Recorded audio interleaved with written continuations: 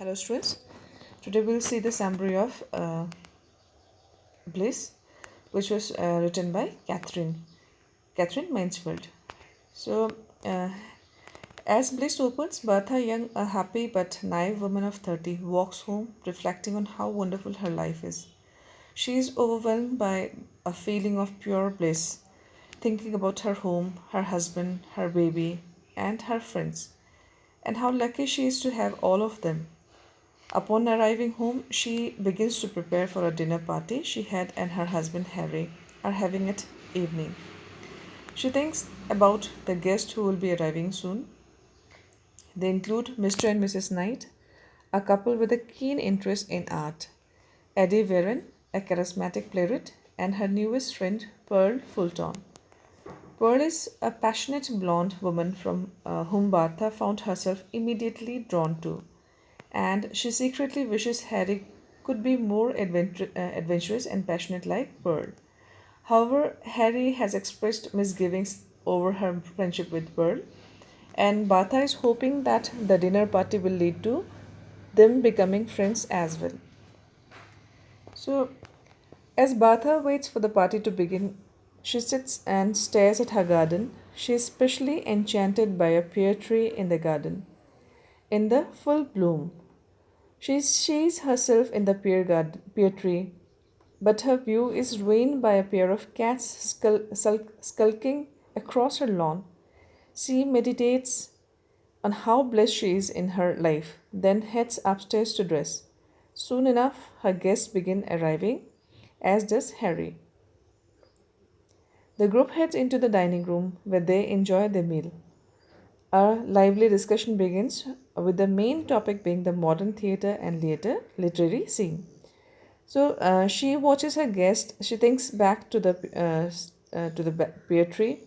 She looks at the pearl, sensing that the other woman shares her feelings of bliss, and watches Pearl for a sign that Pearl understands how similar they are. After dinner, as Batha makes her guest coffee, Pearl approaches her and asks her if she has a garden.